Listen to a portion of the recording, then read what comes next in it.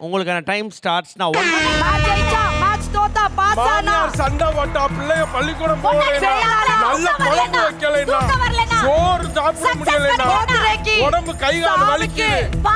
கல்யாணத்துக்கு தூக்கம் இல்ல குழந்தை பெத்தா குழந்தை பெக்குறது காது குத்துக்கு அதுக்கப்புறம் காது குத்து காது குத்து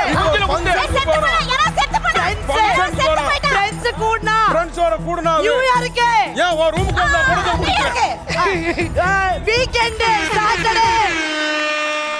சத்தியமா எனக்கு